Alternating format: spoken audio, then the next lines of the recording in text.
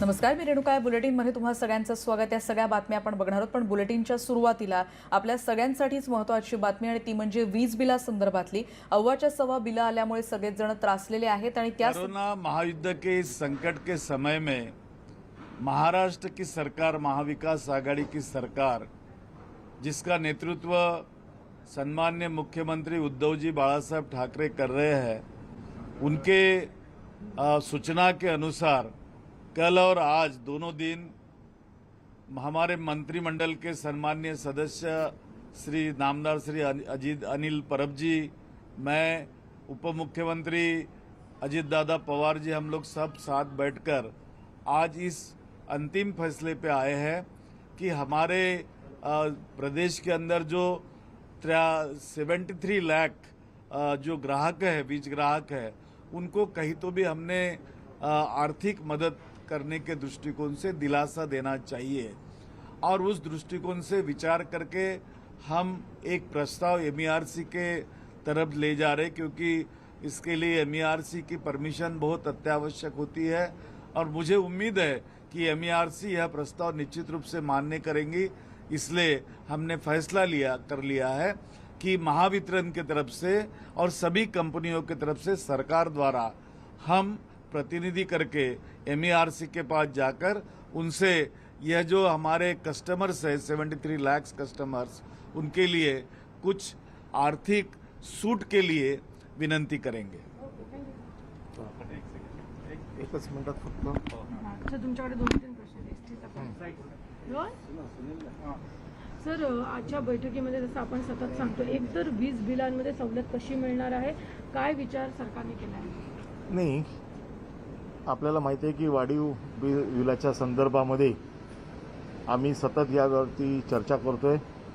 मुख्यमंत्र्यांच्या सूचनेनुसार उपमुख्यमंत्री अजितदादा पवार यांनी कालपासून बैठका सुरू केलेल्या आहेत. काल आमची बैठक झाली, अधिकारी, कंपन्यांचे अधिकारी, आम्ही या बैठकीत सहभागी होतो. त्यात आम्ही वाढीव बिलं कशी आली याच्या संदर्भात सविस्तर चर्चा केली. आज MERCचे अधिकारी, अजितदादा पवार, उपमुख्यमंत्री. हो का? बरं ठीक आहे, बसा. म्हणून वाटलंच होतं मला, म्हणून मी बरोबर 11ला आली आहे.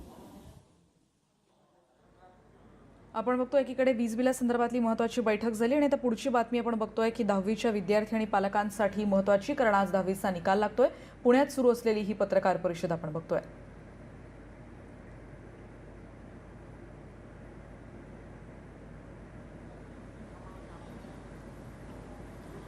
यावर्षी तब्बल 17 लाख विद्यार्थ्यांनी ही परीक्षा दिली आहे.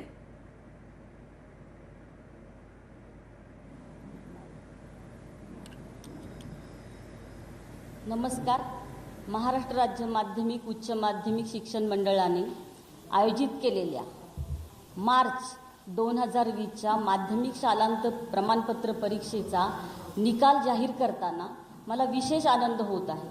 विशेष आनंद यासाठी की कोविड-19 या विषाणूच्या प्रादुर्भावामुळे राज्यात उद्भवलेल्या असामान्य परिस्थितीमध्ये अनेक अडचणींवर मात करून आम्ही आज राज्यातल्या 17,54,000 विद्यार्थ्यांचा हा निकाल जाहीर करत आहोत. हा निकाल जाहीर करण्यासाठी किंवा या उद्दिष्टापर्यंत पोहोचण्यासाठी आम्हाला राज्याचे माननीय मुख्यमंत्री यांनी आढावा घेऊन प्रोत्साहन दिलं. राज्याच्या शालेय शिक्षण मंत्री माननीय नामदार प्राध्यापक वर्षाताई गायकवाड, तसेच राज्यमंत्री कडूसाहेब, शालेय शिक्षण विभागाच्या अप्पर मुख्य सचिव मॅडम वंदना कृष्णा, राज्याचे शिक्षण आयुक्त विशाल सोळंकी, त्यानंतर सहसचिव आणि त्यांचा सगळा स्टाफ, त्याचबरोबर माझे सर्व सहकारी संचालक आणि राज्यातले सगळे परीक्षक, नियामक, मुख्य नियामक, केंद्र संचालक, परिरक्षक, सर्व शाळांचे मुख्याध्यापक, सर्व संस्थाचालक आणि राज्यातील सर्व शिक्षक आणि शिक्षकेतर कर्मचारी संघटना, या सर्वांनी आम्हाला विशेष सहकार्य केलं. त्याबद्दल मी सगळ्यांचे आभारी आहे.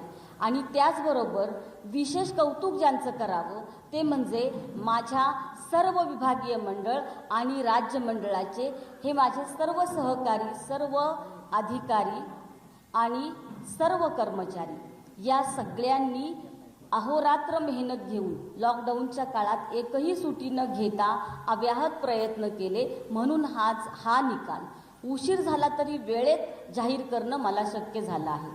या मार्च 2020च्या परीक्षेसाठी आपण परीक्षेचं वेळापत्रक दिनांक 18/11/19 म्हणजे नोव्हेंबरमध्येच हे परीक्षेचं वेळापत्रक वेबसाईटवर प्रसिद्ध केलं होतं। प्रात्यक्षिक परीक्षा आपण 13 फेब्रुवारी ते 2 मार्च या कालावधीत घेतली आणि प्रत्यक्ष लेखी परीक्षा आपण 3 मार्च ते 23 मार्च या कालावधीत घेतली। सर्व विषय मिळून एकूण 600 गुणांची परीक्षा झाली। एकूण 60 विषय आणि 8 विविध माध्यमांसह आपण 158 प्रश्नपत्रिकांच्या आधारे ही परीक्षा घेतली आहे। या परीक्षेच्या बाबतीत असं झालं की राज्यात कोविड-19 विषाणूच्या प्रादुर्भावामुळे दिनांक 23 मार्चला लॉकडाऊन जाहीर झाला आणि 23 मार्च रोजी असलेला भूगोलाचा पेपर आपल्याला रद्द करावा लागला। या पेपरसाठी दिनांक 14 मे 2020च्या अधिसूचनेत शासनाने प्रसिद्ध केलेल्या राजपत्रानुसार या विषयासाठी आपण इतर लेखी विषयांच्या गुणांच्या सरासरी इतके मार्क देणार आहोत। त्याचबरोबर दिव्यांगासाठी असलेल्या कार्यशिक्षण या विषयासाठी सुद्धा आपण लेखी, तोंडी, प्रात्यक्षिक आणि अंतर्गत गुणांच्या सरासरीचे गुण देत आहोत। या परीक्षेसाठी राज्यात एकूण 15,84,264 विद्यार्थ्यांनी नोंदणी केली होती। त्यापैकी 15,75,103 विद्यार्थी प्रत्यक्ष परीक्षेला प्रविष्ट झाले। त्यापैकी 7,34,491 मुली होत्या आणि मुलांची संख्या होती 8,40,612।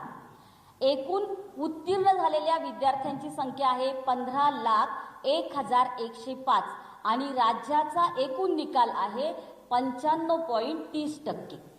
नियमित विद्यार्थिनींमध्ये 96.91% विद्यार्थिनींचा निकाल आहे, तर विद्यार्थ्यांचा निकाल आहे 93.90%। याही वर्षी विद्यार्थिनींचा निकाल विद्यार्थ्यांपेक्षा 3.1%ने जास्त लागलेला आहे। त्याचबरोबर या परीक्षेसाठी रिपीटर म्हणजे पुनर्परीक्षार्थी 1,81,565 नोंदणी केली होती आणि त्यापैकी प्रविष्ट झालेल्या पुनर्परीक्षार्थींची संख्या आहे 1,79,264 आणि त्यापैकी उत्तीर्ण झालेत 1,35,991 आणि यावर्षी पुनर्परीक्षार्थी विद्यार्थ्यांचा निकाल सुद्धा उंचावलेला आहे। त्यांचा निकाल आहे 75.86%। खाजगीरित्या प्रविष्ट झालेल्या विद्यार्थ्यांची संख्या आहे 42,309 आणि त्यांचा निकाल सुद्धा 73.75% लागलेला आहे। इव्हन दिव्यांग विद्यार्थ्यांचा निकाल सुद्धा 92.73% लागलेला आहे। विभागनिहाय जर टक्केवारी पाहिली आपण तर विभागनिहाय टक्केवारी आहे की पुणे विभागीय मंडळामध्ये नोंदणी झालेले विद्यार्थी होते 2,58,204। त्यापैकी परीक्षेला प्रत्यक्ष प्रविष्ट झालेले 2,57,008 विद्यार्थी आणि त्यापैकी उत्तीर्ण झालेत विद्यार्थी 2,50,168 आणि एकूण पुणे विभागाच्या निकालाची टक्केवारी आहे 97.34%। नागपूर विभागात 1,62,664 मुलांनी नोंदणी केली होती। त्यापैकी प्रत्यक्ष परीक्षेला प्रविष्ट झालेल्यांची संख्या आहे 1,61,388 आणि त्यापैकी उत्तीर्णतेची टक्केवारी अशी आहे 1,51,444 आणि नागपूर विभागाचा निकाल लागलेला आहे 93.84%। औरंगाबाद विभागात एकूण प्रविष्ट झालेल्या मुलांची संख्या आहे 1,84,764। त्यापैकी उत्तीर्ण झालेत 1,69,991 आणि निकालाची टक्केवारी आहे 92%। मुंबई विभागात एकूण प्रविष्ट झालेल्या मुलांची संख्या आहे 3,31,136 आणि उत्तीर्ण झालेले आहेत 3,20,284। एकूण मुंबई विभागाच्या निकालाची टक्केवारी आहे 96.72% आणि कोल्हापूर विभागात एकूण प्रविष्ट झालेल्या विद्यार्थ्यांची संख्या आहे 1,33,917 आणि त्यापैकी उत्तीर्ण झालेल्यांची संख्या आहे 1,30,751 आणि कोल्हापूर विभागीय मंडळाचा निकाल आहे 97.64%. अमरावती विभागात प्रविष्ट झालेल्या मुलांची संख्या आहे 1,67,455 आणि उत्तीर्ण झालेत मुलं 1,59,313. एकूण उत्तीर्णांची टक्केवारी किंवा या विभागाचा निकाल आहे 95.14%. नाशिक विभागामध्ये एकूण प्रविष्ट झालेल्या विद्यार्थ्यांची संख्या आहे 1,97,976 आणि उत्तीर्ण झालेल्यांची संख्या आहे 1,85,557. नाशिक विभागाचा निकाल आहे 93.73%. लातूर विभागामध्ये एकूण प्रविष्ट झालेल्या मुलांची संख्या आहे 1,07,773 आणि त्यापैकी उत्तीर्ण झाले आहेत 1,03,26 विद्यार्थी. लातूर विभागाचा एकूण निकाल आहे 93.9%.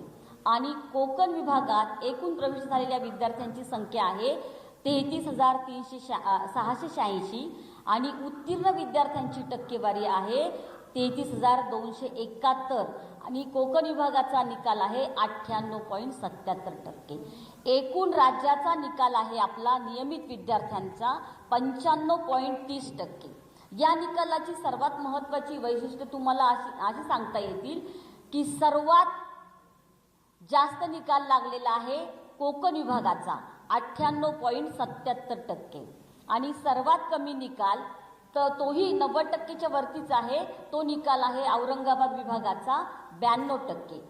एकूण 60 विषयांच्या घेतलेल्या परीक्षेमध्ये 20 विषयांचा निकाल 100% लागलेला आहे. आणि या निकालाचं अजून एक वैशिष्ट्य सांगता येईल आपल्याला की राज्यातील 22,570 शाळांमधून 17,54,367 विद्यार्थी प्रविष्ट झाले होते. त्यापैकी 8,360 शाळांचा निकाल 100% लागलेला आहे. आणि मार्च 19च्या परीक्षेच्या तुलनेत मार्च 20च्या परीक्षेचा निकाल 18.20%ने उंचावलेला आहे. एकूण राज्यात 100% निकाल लागलेल्या शाळांची संख्या जी आहे ती 8,360 आणि विभागनिहाय जर आकडेवारी आपण पाहिली तर पुण्यात शाळांची संख्या आहे 1,693, नागपूरमध्ये 751, औरंगाबाद 510, मुंबई 1,714, कोल्हापूर 1,255, अमरावती 791, नाशिक 732, लातूर 471 आणि कोकण 471. राज्यात 90%च्या वर गुण मिळवलेल्या विद्यार्थ्यांची एकूण संख्या आहे 83,262 जी सर्वात जास्त आहे. त्यातले पुणे विभागात 90%च्या वर गुण मिळवलेल्या विद्यार्थ्यांची संख्या आहे 15,466.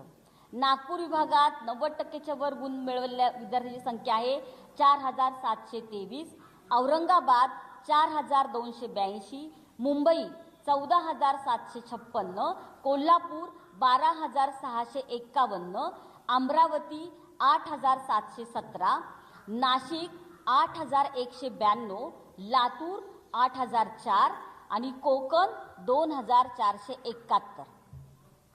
आणि विशेष प्रावीण्य मिळवलेल्या विद्यार्थ्यांची संख्या सुद्धा आपल्याकडे जास्त आहे, ती आकडेवारी दिलेलीच आहे आपल्याला. राज्यात कला, क्रीडा, NCC व स्काउट गाईड क्षेत्रातील विद्यार्थ्यांनी जे प्रस्ताव जाहीर केले होते ज्यांना आपण बोनस गुण देतो ॲज पर शासन निर्णय, तर त्याची संख्या आहे शास्त्रीय कला आणि लोककला याचे आपल्याकडे 16,363 प्रस्ताव आले होते. या 16,363 मुलांना हे गुण मिळालेले आहेत. चित्रकलेचे 1,24,183 प्रस्ताव आले होते. खेळाडूचे 27,400, NCC 38 आणि स्काउट गाईड 147 प्रस्ताव आपल्याकडे आले होते. याप्रमाणे राज्याचा हा निकाल जाहीर करत आहोत. आणि त्याचबरोबर या सर्व परीक्षेमध्ये ज्या सगळ्यांनी अथक परिश्रम घेतले त्या शाळेचे शिक्षक, मुख्याध्यापक यांचं अभिनंदन आणि उत्तीर्ण झालेल्या सर्व विद्यार्थ्यांचं मनापासून अभिनंदन. अनुत्तीर्ण झालेल्या विद्यार्थ्यांनी निरुत्साहित न होता आगामी परीक्षेमध्ये प्रविष्ट होऊन यश संपादन करण्यासाठी त्यांना शुभेच्छा आणि माझ्या सर्व अधिकारी कर्मचाऱ्यांचे पुन्हा एकदा आभार मानून थांबते. धन्यवाद.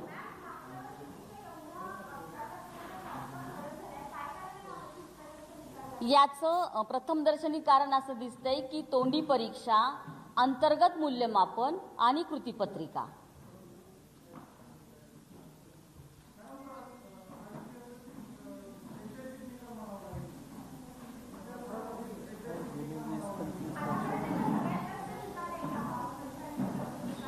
आतापर्यंत नाही ना.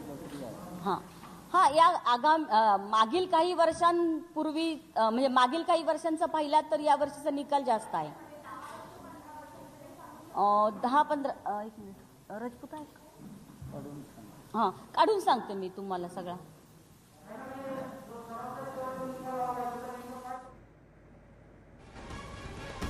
आपण बघतो एसएससी बोर्डाची ही पत्रकार परिषद सध्या सुरू आहे. 10वीच्या विद्यार्थ्यांसाठी आजचा दिवस महत्त्वाचा आणि काही वेळातच दुपारी 1 वाजल्यापासून हा निकाल आपण बघू शकाल. यात मुलांच्या निकालाची टक्केवारी 95.03% आहे आणि अमरावती विभागाचा निकाल 95.14%. काही महत्त्वाचे मुद्दे आपण या पत्रकार परिषदेतले बघतो. राज्याचा एकूण निकाल 95.30% इतका यावर्षीचा आहे.